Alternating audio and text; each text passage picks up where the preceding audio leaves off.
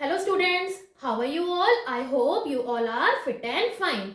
I am Aarti Jain and I welcome you all to my YouTube channel. Now restart. Students, आज हम class 8 का बहुत ही interesting and important chapter start करने जा रहे हैं जिसका नाम है reaching the age of adolescence. क्या होता है एडोलेसेंस? एडोलेसेंस वो टाइम पीरियड होता है जो कि चाइल्डहुड और एडल्टहुड के बीच का होता है। इसीलिए ये चैप्टर पढ़ना हमारे लिए बहुत इंपॉर्टेंट है, खासकर उन बच्चों के लिए जो कि अभी अभी अपने टीनेज में एंटर हुए हैं। क्यों है ये चैप्टर इंपॉर्टेंट? क्योंकि जब हम टीनेज में एंटर होते हैं तब हमारी बॉडी में कुछ चेंजेस देखने को मिलते हैं। ज़्यादातर बच्चे इन चेंजेस को समझ नहीं पाते हैं, इनसे एडजस्ट नहीं हो पाते हैं और वो इनसिक्योर फील करते हैं, जबकि उसके अंदर इनसिक्योरिटी जैसी कोई बात नहीं है क्योंकि ये एक नेचुरल प्रोसेस होता है। तो यानी कि अवेयरनेस की कमी है। तो ये चैप्टर आपको इन्हीं सब चेंजेस से अवेयर करवाएगा। तो चलिए जल्दी से स्टार्ट करते हैं हम आज की जर्नी को। ठीक है बच्चों, तो एडोलेसेंस जैसे कि मैंने आपको बताया कि it is a time period of life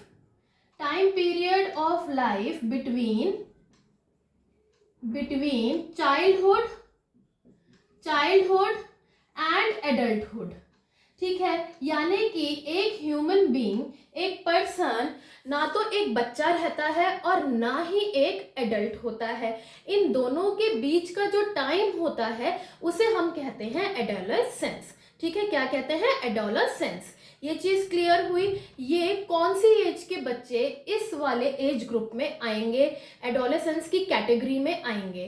तो ये होते हैं ज्यादातर, adolescence begins at the age of, ठीक है, begins at the age of, ज्यादातर ये 11 और 12 की एज तक स्टार्ट हो जाता है, 11 और 12 ईयर्स, एंड एंड्स एट 18 और 19 ईयर्स पे ये क्या हो जाता है? एंड हो जाता है। अब क्योंकि इसके अंदर आपके ज्यादातर 13, 14, 15 सारा टीन वाला एज आता है, तो इसीलिए इस उम्र के बच्चों को, ठीक है, हम क्या कहते हैं? या तो हम उनको एडोलेसेंट्स कहते हैं या फिर हम उनको टीनेजर्स भी कह सकते हैं। क्या कहते हैं बच्चों? टीनेजर्स कहते हैं। ये चीज समझ में आ गई, यानी कि आप सब लोग किसकी कैटेगरी में आते हैं? टीनेजर्स की कैटेगरी में आते हैं। ये चीज समझ में आ गई। तो चलिए जल्दी से लिखते हैं अब हम एडोलेसेंस की डेफिनेशन को। क्या होगी एडोलेसेंस की definition? It is the period of life, adolescence की अगर हम डेफिनेशन लिखें तो क्या आएगी? It is a period of life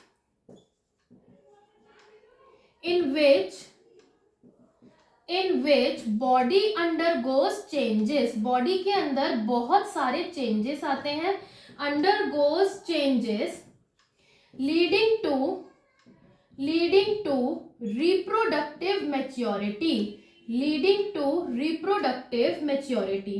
क्या होता है रिप्रोडक्टिव मैच्योरिटी का मतलब कि इस उम्र में पर्सन के अंदर, किसी भी बॉय या गर्ल के अंदर रिप्रोडक्टिव ऑर्गन्स की भी ग्रोथ देखने को मिलती है। रिप्रोडक्टिव ऑर्गन्स अपनी ग्रोथ करना शुरू कर देते हैं। ये चीज समझ में आई? जैसे ही एक बच्चा पैदा होता है, ठीक है, अ न्यू बॉर्न, वहीं से ही उसकी ग्रोथ स्टार्ट हो जाती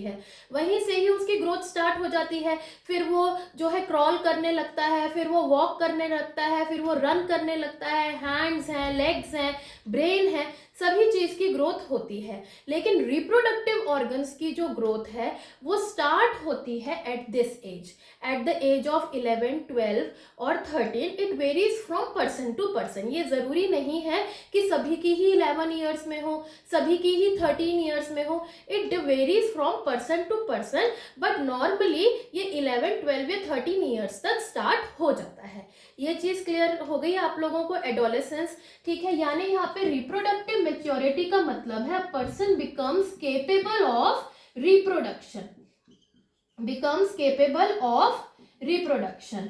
ठीक है, और इसके बारे में एक पॉइंट हम ये भी लिख सकते हैं कि इस दौरान काफ़ी ज़्यादा जो हमारे चेंजेस आते हैं वो शुरू हो जाते हैं बॉडी में, माइंड में, बहुत सारे चेंजेस देखने को मिलते हैं, वो शुरू हो जाते हैं। तो उस स्टेज को जहाँ पर ये चेंजेस शुरू होते हैं, दे बिगिंस, तो उस स्टेज को हम कहते हैं प्यूबर्टी। क्या कहते हैं?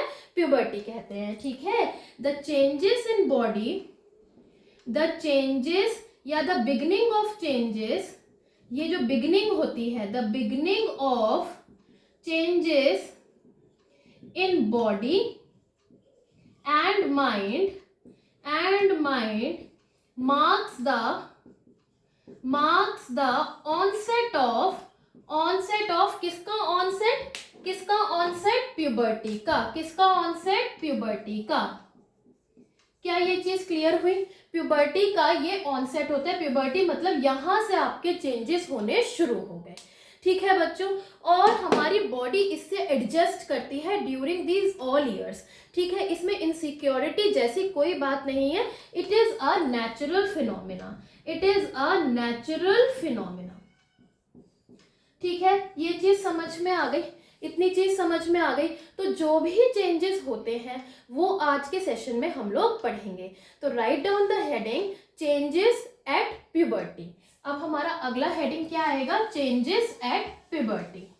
ठीक है बच्चों, क्या क्या चेंजेस होते हैं आप बताइए, आप बताइए क्या क्या चेंजेस होते हैं चेंजेस एट प्यूबर्टी। सबसे पहला जो चेंज हमें देखने को मिलता है वो मिलता है हमें इंक्रीज इन हाइट, यानी कि इस उम्र के बच्चे ज्यादातर इनकी हाइट जो है एकदम से ही बढ़ती हुई नजर आती है। सडन इंक्रीज होता है हाइट में, हर एक के साथ ही होता है ये चीज, है ना। किसी के 11 ईयर्स में, किसी को 12, किसी के 13 ईयर्स में। ठीक है, तो सबसे पहला पॉइंट अगर हम लिखें तो हम लिखेंगे there is sudden increase in height, there is sudden increase in height. इस बात को आप लोग सब मानते हैं और इनिशियली यानी कि शुरुआत के ईयर्स में द ग्रोथ इन गर्ल्स में ग्रोथ फास्टर होती है। The growth in girls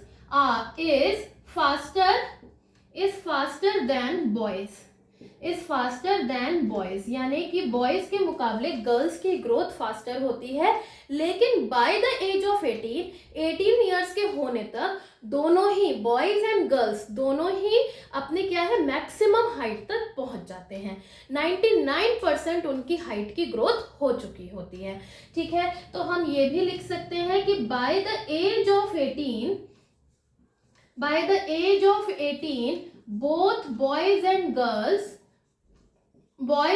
girls attains their maximum height, ठीक है। और कई बच्चों में ये जो इंक्रीज है वो ग्रेजुअली होता है, थोड़ा करके वो ग्रोथ दिखाते हैं, हाइट इंक्रीज होता है।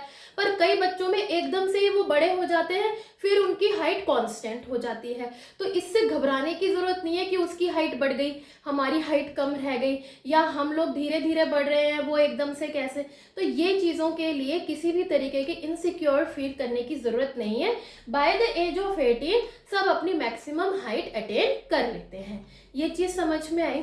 अच्छा, कुछ body parts, some of the body parts, कुछ बॉडी पार्ट्स जो है ना आउट ऑफ द प्रोपोर्शन जो है ग्रो करते हैं। मतलब कई बच्चे अपने आप में ये चेंज देखते हैं कि उनका फेस तो छोटा है बट उनके आर्म्स और लेग्स बड़े बड़े हो गए, तो उनको थोड़ा डिसबैलेंस जो लगता है अपनी बॉडी में, उससे वो इनसिक्योर हो जाते हैं। लेकिन ऐसा कुछ भी नहीं है, ये थोड़े वक्त की बात होती है, बाद में बाकी सारे ऑर्गन्स भी उनको कैचअप कर लेते हैं और थोड़े टाइम के बाद पूरी बॉडी एक प्रोपोर्शन में आ जाती है। ठीक है बच्चों, तो हम लिखेंगे कि some of the body parts grows out of proportion, ठीक है। But after some time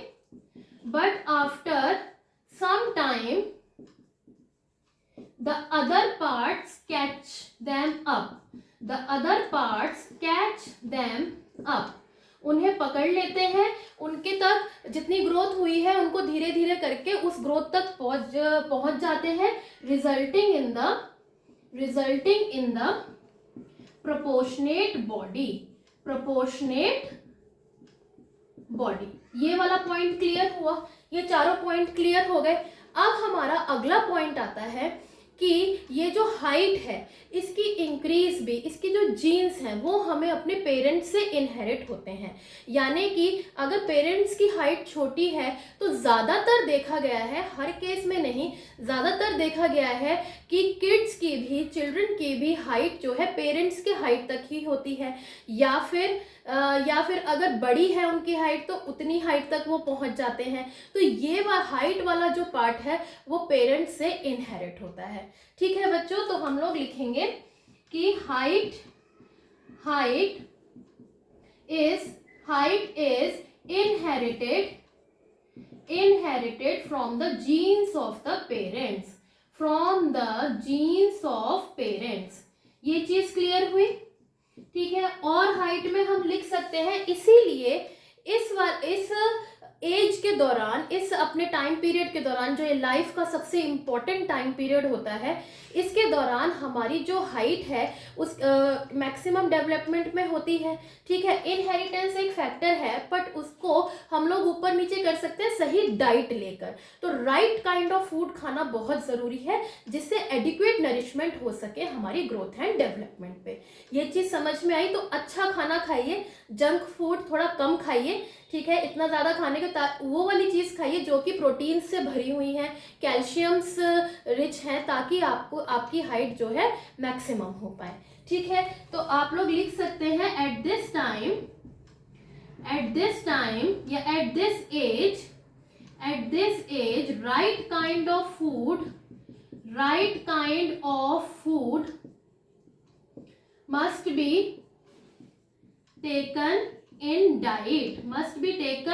diet to get adequate nourishment for growth।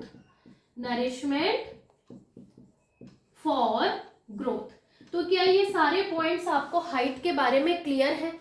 ये सारे पॉइंट्स आपको हाइट के बारे में क्लियर हैं कि सडन इंक्रीज होती है हाइट में, गर्ल्स में फास्टर होती है बॉयज के मुकाबले इनिशियली, लेकिन बाय द एज ऑफ 18 दोनों मैक्सिमम हाइट ले लेते हैं। ठीक है, कुछ body parts out of proportion grow हो सकते हैं, लेकिन कुछ टाइम पीरियड के बाद उनका क्या है, वो कैच कर लेते हैं बाकी ऑर्गन्स भी, और बॉडी एक प्रोपोर्शनेट यानी कि वेल बैलेंस्ड बॉडी बनकर डेवलप हो ही जाती है।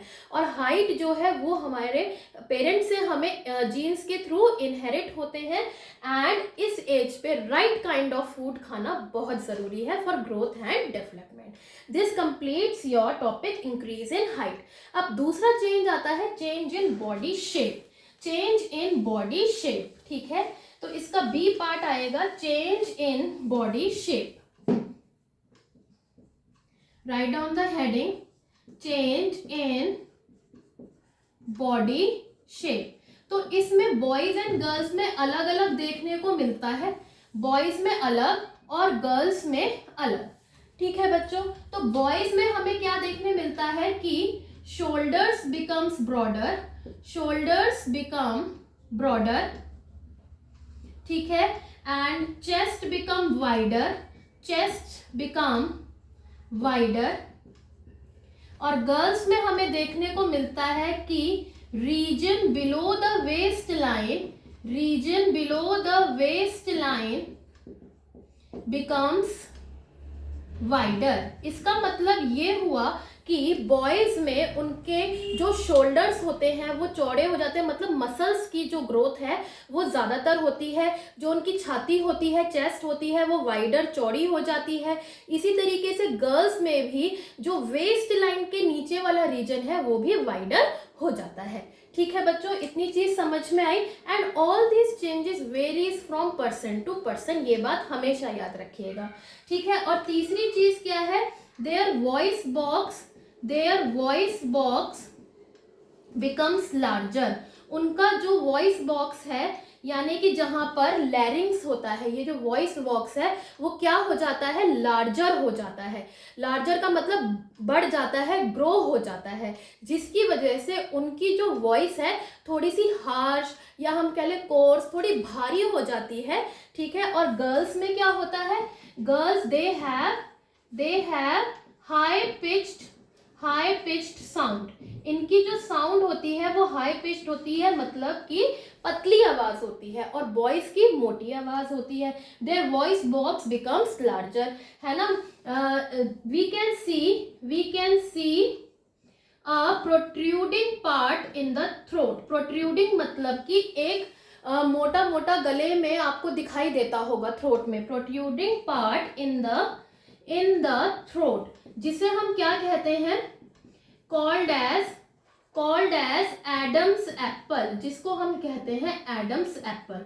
बॉयज में ये चीज ज्यादातर दिखाई देती है, जबकि गर्ल्स में क्या होता है, ये विजिबल ही नहीं होता। Larynx is not visible, larynx is almost not visible in girls. ज्यादातर के गर्ल्स में ये लैरिंक्स दिखाई ही नहीं देता, लेकिन बॉयज में ये protruding part at the age of adolescence दिखाई देता है। कई बॉयज की जो वॉइस है वो बिल्कुल ही होर्स हो जाती है, क्रैक करना शुरू करती है, और उस टाइम पे बॉयज जो है इनसिक्योर होते हैं कि ये कैसी हो गई बात। लेकिन ऐसी कोई टेंशन वाली बात नहीं है, क्योंकि ये सभी के साथ ही है, ठीक है, नेचुरल है। कुछ टाइम बाद आपकी वॉइस बिल्कुल नॉर्मल हो जाएगी, ठीक है, और आप इस चेंज से एडजस्ट हो जाएंगे। समझ में आ गई बात बच्चों, ठीक है। ये तीनों चीजें आप लोगों को समझ में आ गई, जो बॉडी शेप में चेंजेस आते हैं। क्या ये चीज क्लियर हो गई? अब हमारा अगला आता है थर्ड आता है हमारा इंक्रीज्ड एक्टिविटी। सी पार्ट आता है increased activity of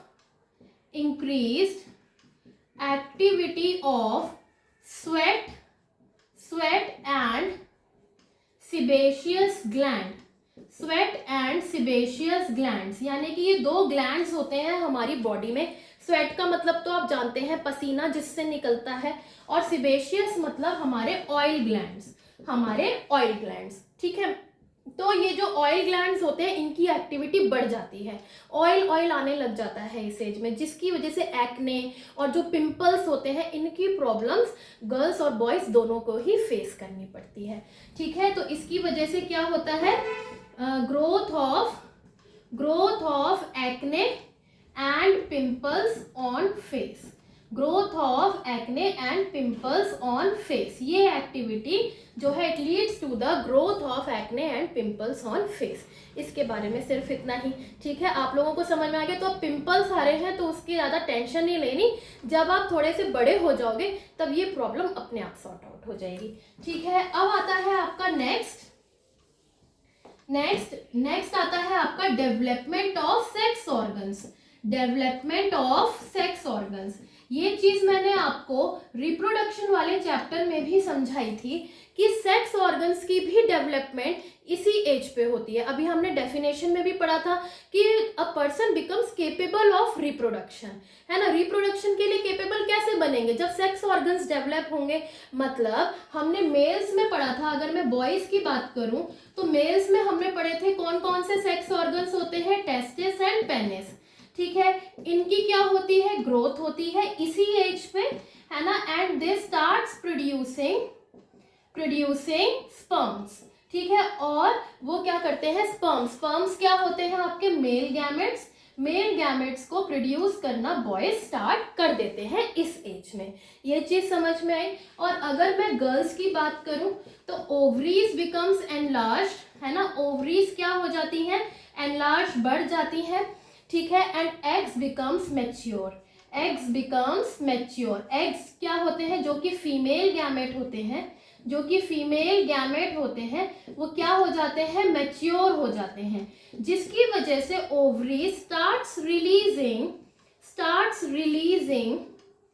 eggs after every 28 days, ठीक है। ओवरीज उनकी एनलार्ज हो गई तो इसका मतलब एग्स मैच्योर हो गए। अगर वो मैच्योर हो गए तो मैंने आपको बताया था रिप्रोडक्शन वाले चैप्टर में कि क्या होगा, वो एग्स को रिलीज करना स्टार्ट कर देंगे, और ये साइकिल रिपीट होती है आफ्टर एवरी 28 डेज नॉर्मली। और ये भी आपका गर्ल टू गर्ल जो है वेरी कर सकता है डिपेंडिंग ऑन कि उसके अंदर कितनी ताकत है, कि क्या उसकी डाइट है, क्या उसकी ग्रोथ है, उसको कोई डिजीज तो नहीं है, ठीक है। नॉर्मली 28-27 डेज में ये साइकिल रिपीट होती है, जिसे हम कहते हैं बच्चों मेंस्ट्रुएशन साइकिल। क्या कहते हैं? Menstruation cycle.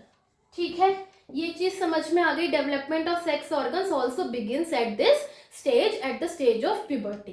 क्या ये चीज क्लियर हो गई? अब हमारा इसका लास्ट पॉइंट आता है। लास्ट पॉइंट क्या है हमारा? डेवलपमेंट ऑफ, या हम कह सकते हैं intellectual, mental and emotional development.